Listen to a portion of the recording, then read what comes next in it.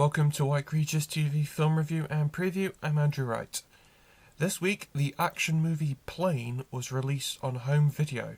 The film stars Gerard Butler and Mike Colter and revolves around Butler's airline pilot teaming up with Colter's extradition prisoner as they try to rescue plane passengers taken hostage after their plane went down in hostile territory. The film was a small box office success when it was in cinemas. Now I checked this out because I'm a fan of Gerard Butler action films, and I found that this film was surprisingly enjoyable. Butler had this great chemistry with the lead cast, and the film has some great action pieces. So I gave this film 4.5 stars out of 5. A sequel is currently in development with Mike Colter in the lead role. This week at CinemaCon, a trailer for the next Hercule Poirot film, A Haunting in Venice, was released. The film is directed by and stars Kenneth Branagh as the titular detective and revolves around Poirot, retired in Venice but steps back in to solve a murder at a séance that he attends. The film also stars actors Jamie Dornan, Tina Fey and Michelle Yeoh in central roles. The film is the sequel to 2017's Murder on the Orient Express and 2022's Death on the Nile. Now, this initial teaser trailer gave me plenty of reasons to be excited because the trailer showed off a very horror-oriented direction for this film, complete with jump scare moments and all. The film is in cinemas this September, courtesy of 20th Century Studios.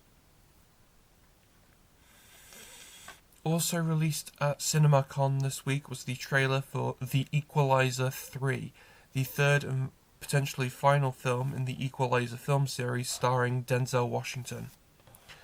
Washington stars as retired government assassin Robert McCall, who goes to southern Italy to reconcile with the things he has done, only to find the local area and his new friends are under the control of the local mafia, forcing McCall to step up as his friend's protector. Now, I'm interested in this film because of having seen the last two films, even though I felt that they were mediocre, and I'm a fan of the Queen Latifah TV show. And this film is being billed as the final chapter of the film. I guess it's a trilogy now. So this film is in cinemas in September, courtesy of Sony Pictures releasing, and it's going to be full of lots of blood and action like a John Wick film.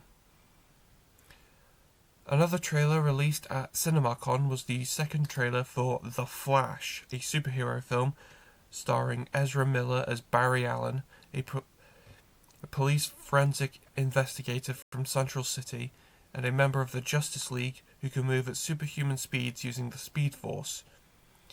The film revolves around Barry travelling back in time to stop his mother's murder, trapping him in an alternate reality without metahumans and having to team up with his younger self, Michael Keaton's Batman, and the Kryptonian castaway Supergirl in order to save the world from a restored General Zod.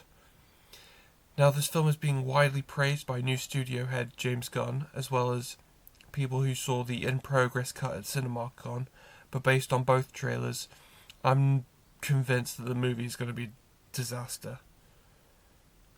The film is in cinemas on June 16th, courtesy of Warner Brothers Pictures. That's all I have for this week, but be sure to check back next week where I will preview Guardians of the Galaxy Volume 3. Now back to Gary in the studio.